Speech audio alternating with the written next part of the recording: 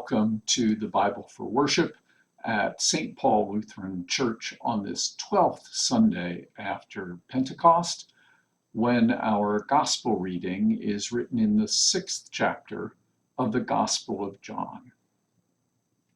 Jesus continued by saying, "I am the living bread that came down from heaven. Whoever eats of this bread will live forever. And the bread that I will give for the life of the world is my flesh." The Jews then disputed among themselves, saying, "How can this man give us his flesh to eat?" So Jesus said to them, "Very truly I tell you, unless you eat the flesh of the Son of Man and drink his blood, you have no life in you. Those who eat my flesh and drink my blood have eternal life, and I will raise them up on the last day. For my flesh is true food, and my blood is true drink. Those who eat my flesh and drink my blood abide in me, and I in them. Just as the living Father sent me, and I live because of the Father, so whoever eats me will live because of me. This is the bread that came down from heaven, not like that which your ancestors ate and they died. But the one who eats this bread will live forever." He said these things while he was teaching in the synagogue at Capernaum. The Gospel of the Lord. Thanks be to God. Jesus continued by saying, this 9-verse section of John 6 is the conclusion of Jesus' long teaching about the bread of life. It began back in verse 25 with a little scene of Jesus interacting with the people, and then there's some movement around the lake, and then they come to see him. They find him in Capernaum, and he does this teaching, John tells us, in the synagogue at Capernaum with the Jewish community that would have known him so well. And this is the first of 7 times when Jesus says to those who listen to him in John's Gospel, "I am the something." Here, "I am the bread." A little bit later, "I am the light." "I am the gate of the sheepfold," or "I am the good shepherd." "I am the resurrection and the life." "I am the way, the truth, and the life." "I am the true vine." Beginning here in chapter 6 and moving on through chapter 15, the gospel writer John has accumulated 7 of these statements in which Jesus says, "I am." And that's a significant phrase for anyone who, in the Jewish community of Jesus' day, knew their Bible. It would be almost impossible not to recognize in that "I am" a reference to the name and the self-presentation of the God of Israel, whose very name seems to come from a form of the verb to be, so that when God says, "I am," that is God's very name.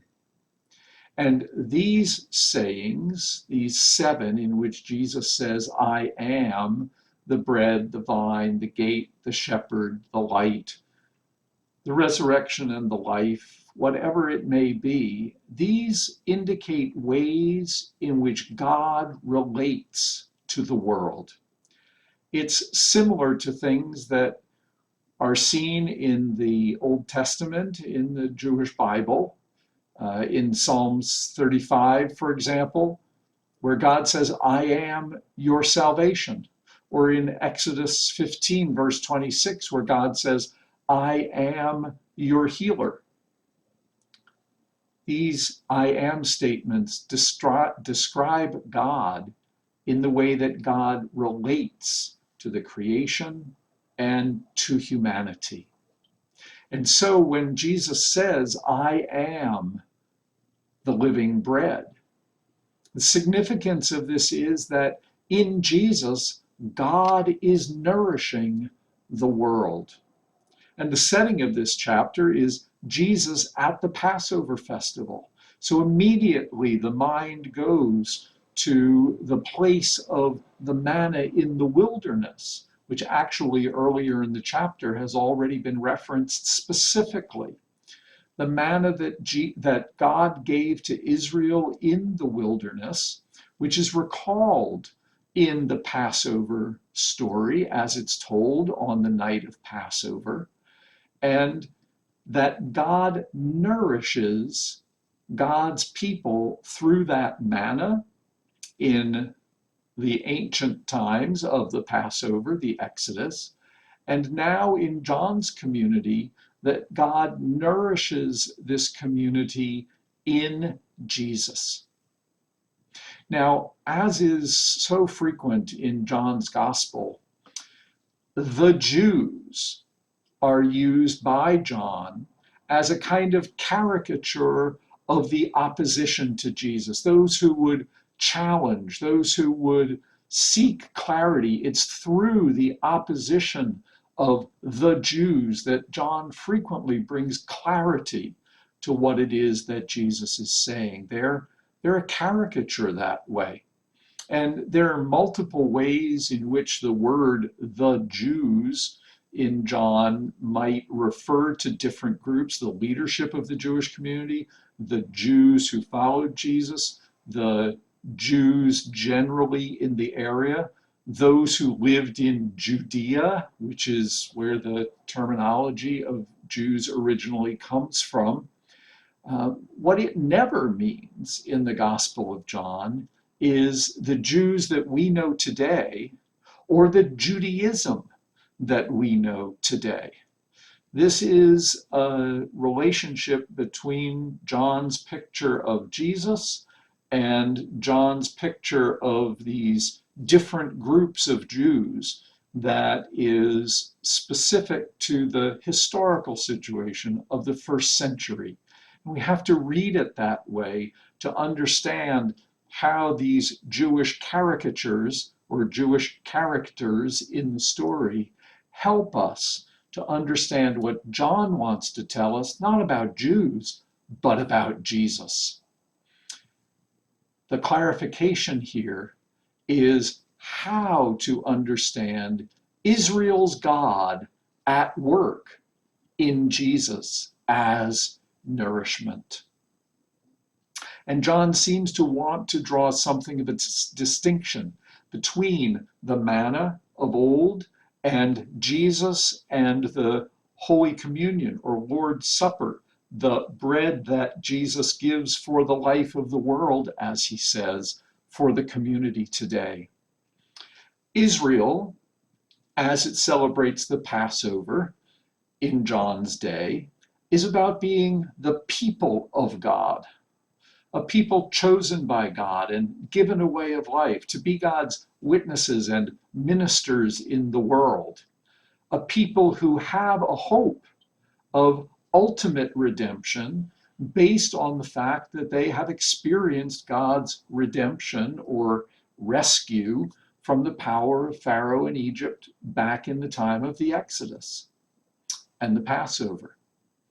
And that hope is expressed among them as life in the world to come, that there will be another world in which God's reign and Israel's place in the world as God's people will be uncluttered by competing powers, because God will have redeemed Israel from those powers.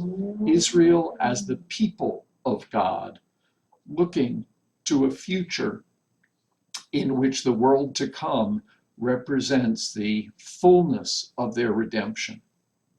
For John's community, John wants to say to his community that it is indeed Israel's God working among us in Jesus, but here not so much as the people of God, because in John's community, Not everyone was Jewish. And so that common source of identity as being Jews couldn't work for John's community. Rather, in his community, it was about members of the community and the community collectively participating in God's being, participating in the life of God in the world today. This comes out of a different philosophical worldview than the Old Testament and Israel's Bible would have been able to consider in its own day. But it still represents Israel's God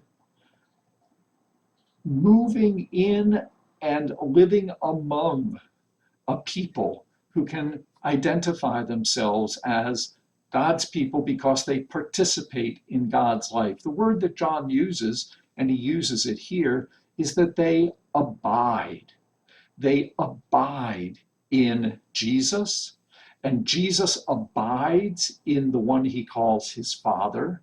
And so there is this mutual, interrelated, shared life in which John's community members, as those who abide in Jesus, in some ways almost become divinized. They almost take on the characteristics of godliness precisely by that living in Jesus.